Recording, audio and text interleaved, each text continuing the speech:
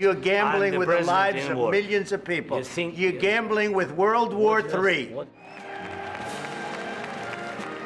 We have to have Greenland. It's not a question of, do you think we can do without it? We can't. They've really ripped us off at levels that nobody's seen before, but that's not going to happen. Mr. President, Donald Trump is the businessman who's changed the way the United States does business. His America First philosophy has put old allies last, like this place, Canada, the neighbour and largest trading partner facing the economic assault of tariffs, not to mention a threat of being annexed as America's 51st state. We will never, ever, in any way, shape or form, be part of the United States.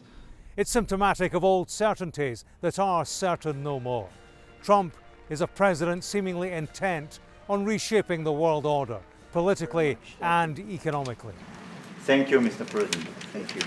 Thank you. Old alliances have been shed for new friends. A US president for whom US power and wealth no longer count on traditional alliances that have helped to underpin both for 80 years. And that is in Trump's first 100 days. Donald Trump's America has taken a handbrake turn. He is a disruptor, no doubt, with a destination at this stage unknown. If tariffs have been a key policy of Trump's first 100 days, then China has been his top target. I'd like to see the chart if you have it. Remember his so-called Liberation Day when he imposed tariffs on countries from all around the world? China, first row. China. In a bid to bring manufacturing back to the US. Well, China has always been the very top of that list.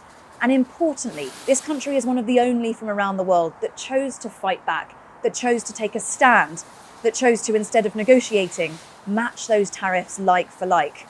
What it means, in essence, is that right now, almost all goods sold from here to the US face levies of 145%, which essentially renders trade between the world's two biggest economies almost impossible.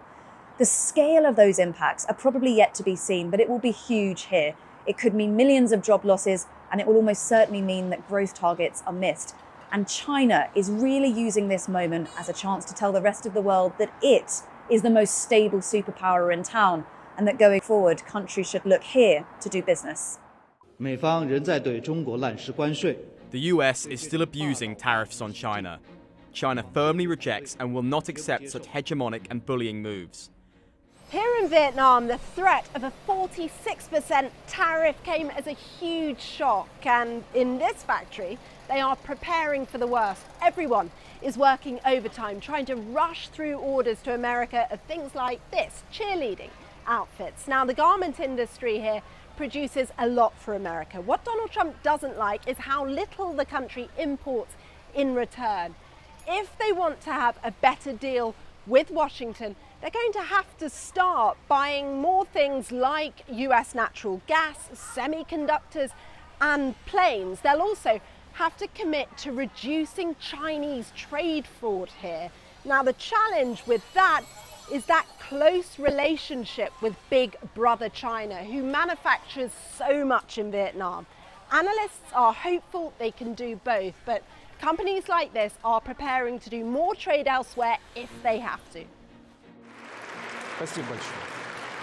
When it comes to Russia and the war in Ukraine, the promise was to end the conflict within 24 hours of taking office.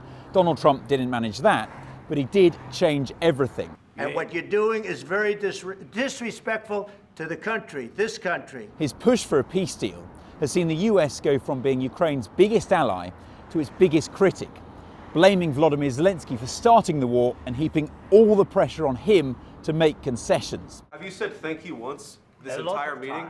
No, in this entire meeting, have you said thank you? By contrast, relations with Russia have gone in the opposite direction. How are you, Mr. President?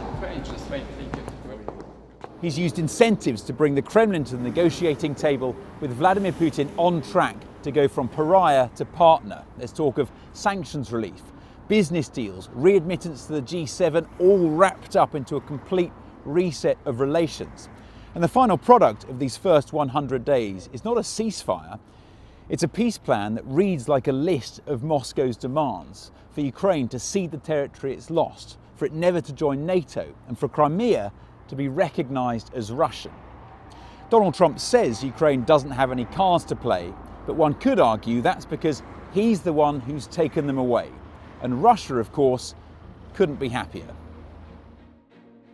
And President Donald Trump shaking hands, a warm hug. Even though President Trump calls Prime Minister Modi a good friend and is seen hugging each other each time they meet, it didn't stop him from imposing a 26% tariff and calling India a big abuser of trade ties. India has taken a non-confrontational approach without retaliating and has kept its concerns and criticisms under wraps. Instead, it's been thick in negotiating a bilateral trade agreement with the United States, which in the longer run will moderate its losses. America is India's largest trading partner with bilateral trade of about $130 billion, but there is a trade deficit of $46 billion in favor of India. Okay, guys. All right, this is very important, okay? Can we smile? Last picture, you guys. Last one. The US-India relations have moved significantly, with Vice President J.D. Vance making Delhi one of his first stops since taking office. The objective aimed at strategically balancing China's growing influence in the Indo-Pacific region, with India seen as a counterweight of the two most populous countries. The Vice President was in the country when terror attacks took place in Kashmir, raising severe tensions between two nuclear-armed neighbors, India and Pakistan. We've had a very successful visit. I want to just, of course, issue our condolences to the people of Kashmir who were affected by this terrible terrorist attack. Here in the Middle East, Donald Trump had an immediate impact, managing to secure a ceasefire in Gaza and the release of many of the hostages. But after 2 months, that ceasefire broke down and the fighting has resumed. And although talks are still ongoing to try and negotiate a new truce, progress is slow. Instead, the White House's attention has shifted to Iran and an attempt to try and negotiate a new nuclear deal. There have been 4 rounds of talks between the Americans and the Iranians. Donald Trump has threatened military action if a deal is not agreed, but he said that he prefers the diplomatic route and he is confident that a deal can be done. We're having very serious meetings, and there are only 2 options, and one option is not a good option. It's not a good option at all. Those talks will become much more complicated in the weeks ahead, however, and so the potential for US strikes on Iran remain a very real possibility. Trump's first 100 days saw him cut off vital US aid to some of the most vulnerable communities here. Emergency kitchens in famine-ridden areas of war-torn Sudan. Sexual health clinics in the hardest-hit HIV zones in southern Africa. Research into life-threatening illnesses, all crippled by Trump's decision to abruptly halt financial support that's been coming here for years. And we're not even getting into Trump's fixation with Afrikaners in South Africa and an imaginary white genocide. In a very short period of time, the Trump administration has managed to diminish soft power the US has been building here for decades. And with the looming threat of them even closing down embassies across the continent, no one can predict what Trump will do next.